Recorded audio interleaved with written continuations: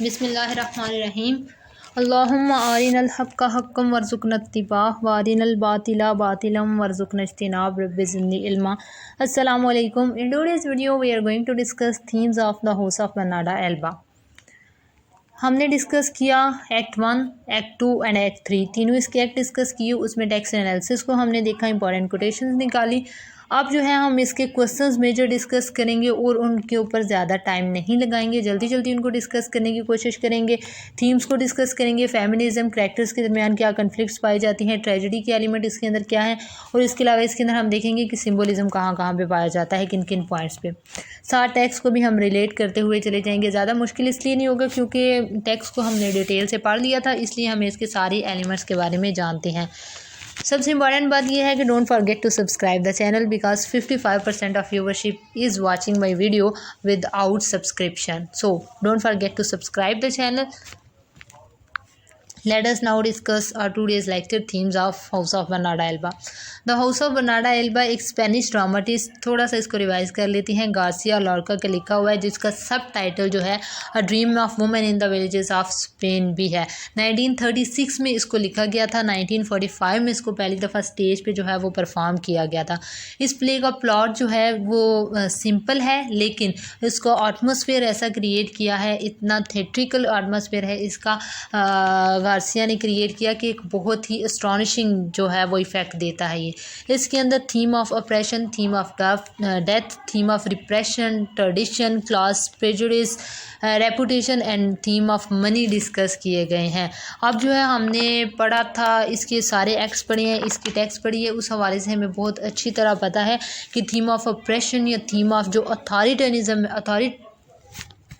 Theme of अथॉरिटेरियनिज़म है, ये बहुत ही प्रोमिनेंट थीम हमें इस हवाले से नज़र आता है कि हर कोई एक दूसरे को रिप्रेस कर रहा है, हर एक दूसरे के ऊपर जबर और तसल्लुत, और जिसके पास जितना, वो कहते हैं ना कि जिसको जितने रुपए की करप्शन का मौका मिलता है वो करता है। और इस ड्रामे में भी यही दिखाया गया कि जिसका जिसके ऊपर गुस्सा, जिसके ऊपर थोड़ी बहुत अथॉरिटी है, वो वहाँ पर निकालने की कोशिश करता है। सबसे ज़्यादा ऑपरेशन और अथॉरिटी जो है वो देखी जा सकती है बरनार्डा की अपनी बेटियों के ऊपर, जो अपना एक बहुत ज़्यादा क्रूअल बिहेवियर हम कह सकते हैं लेके उनकी बेसिक नीड जो मैरिज है उससे भी उनको महरूम कर रही है और उनको शादी की इजाज़त जो है वो नहीं दे रही। एवरीवन इज़ ऑप्रेसिंग एवरीवन बिकॉज जो गर्ल्स हैं, जो सिस्टर्स हैं आपस में, वो भी एक दूसरे से मोहब्बत करने की बजाय एक दूसरे को हरास कर रही हैं, एक दूसरे को जहाँ पे मौका मिलता है रिप्रेस करने की कोशिश करती हैं। ला पोंशिया भी रिप्रेस करती है किसको? बैगर वुमेन को। जब वो आती है और कुछ जो है वो बच्चा कुछ खाना मांगती है तो लापोंशिया कहती है कि डॉग्स आर अलान टू बट दे लीव, लिहाजा तुम भी जाओ और अपना कमाओ और जो है अपने तरीके से जाकर खाओ। तो इसके अंदर हम देख सकते हैं कि थीम ऑफ रिप्रेशन या ऑपरेशन या अथॉरिटी हर जगह पे मौजूद है, हर करैक्टर के अंदर हमें किसी न किसी सतह पे नज़र आता है। अब आपने करना ये है, इसको पहले बरनार्डा के हवाले से आप लिखेंगे कि वो किस तरह थीम ऑफ ऑपरेशन को करती है। उसके बाद इसके अंदर आप एक दो कोटेशन ऐड करेंगे कि जो अपनी बेटियों के ऊपर अथॉरिटी रखती है, जैसे वो ऑगस्टियस को कहती है कि is it proper for a women of your class to be trying to track a man on the day of your father's funeral. इसको आप ऐड कर सकते हैं इसके अंदर। उसके अलावा सिस्टर्स की जो आपस में रेवरली और जो उनकी आपस में एक दूसरे को हरेसमेंट है उसको आप डिस्कस कर सकते हैं। लापोंशिया के करैक्टर को डिस्कस कर सकते हैं कि वो किस तरह ऑप्रेस करती है जो अपने से लोअर क्लास है उनको। इसके अलावा बरनार्डा किस तरह रिप्रेस करती है, ऑप्रेस करती है उसके सर्वेंट्स को। ये एलिमेंट आप इसके अंदर डिस्कस कर सकते हैं कि जब उसकी सर्वेंट रो रही होती है तो वो उसको बहुत ही एक दिखाती है कि ये बहुत ही नीच लोग होते हैं, जो गरीब होते हैं, कि less welling more work the poor are like animals as if they made of other substance. तो इस कोटेशन को भी आप इसके अंदर पुट कर सकते हैं। इस लिहाज से हर हवाले से आप थीम ऑफ ऑपरेशन और थीम ऑफ रिप्रेशन या अथॉरिटी को डिस्कस करते हुए लेके चलेंगे। दूसरा थीम जो है वो ट्रेडिशनलिज्म का है। जो बरनार्डा है वो एक ट्रेडिशनलिस्ट लेडी है, उसने अपने ही कुछ ट्रेडिशंस अपनी फैमिली के लिए बनाए हुए हैं जिनको वो फॉलो करती है। वो कहती है कि एक लंबे अरसे तक हम जो है वो मातम मनाएंगे मेरे मरे हुए शोहर का, जो कि बिल्कुल इलॉजिकल है। 8 ईयर्स का अरसा वो बताती है कि हम इसी तरह रहेंगे, और अनरीज़नेबल भी है, इसको कोई रीज़न नहीं है। वो लड़कियों को भी यही कहती है कि तुमने किसी मर्द को देख नहीं सकते, किसी मर्द को सुन नहीं सकते।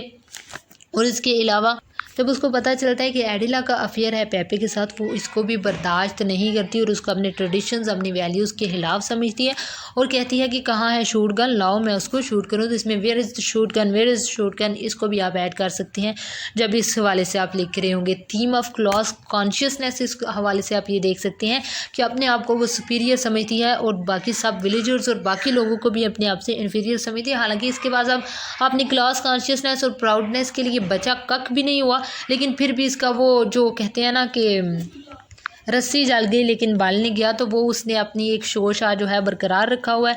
वो रिजेक्ट करती है मार्टेरियो के सजेशन लापोंशिया कि उसकी शादी जो है हमन्स के एक आदमी से कर दे, लेकिन वो मना कर देती है, ये कहते हुए वो मना कर देती है कि ये तो एक नीच सतह के लोग हैं, हम इनके साथ कैसा मैं अपना खून मिला सकती हूँ। और वो उसको कहती है लापोंशिया बार बार कि अपनी बेटियों की शादी कर लो, उनकी उम्र बढ़ती जा रही है। तो वो कहती है किससे करूँ, गरीबों से कर दूँ, फ़कीरों से कर दूँ, कोई क्लास अपने स्टेटस का बंदा मिलेगा तो फिर ही शादी करूँगी इनसे। तो ये जो एग्जाम्पल्स हैं वो जो उसकी बर्नाडा की क्लास कॉन्शियसनेस है उसकी। उसके बाद नेक्स्ट थीम आ जाता है रेपुटेशन का, रिस्पेक्टेबिलिटी का, कि बर्नाडा जो है वो अपनी रेपुटेशन बरकरार रखना चाहती है।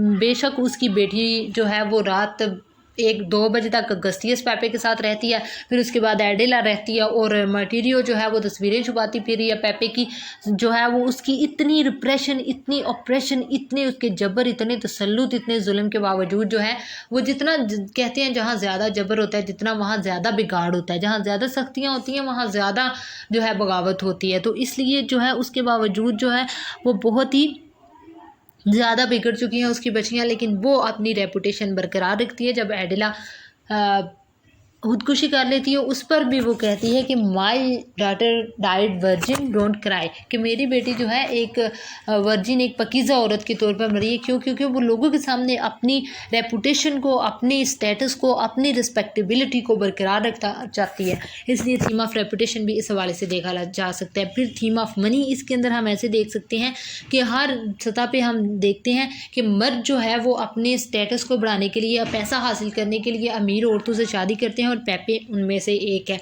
इसके अलावा बाकी लिब्रेडास और बाकी जो स्टोरीज़ हम सुनते हैं जो कि परफॉर्म नहीं की जाती लेकिन मुख्तलिफ करैक्टर्स के तरीके से सुनाई जाती हैं, उनसे भी हमें पता चलता है कि मर्द उस सोसाइटी के अपने स्टेटस को अप करने के लिए जो है वो अमीर औरतों से शादी करते थे पैसा बढ़ाने के लिए अपना।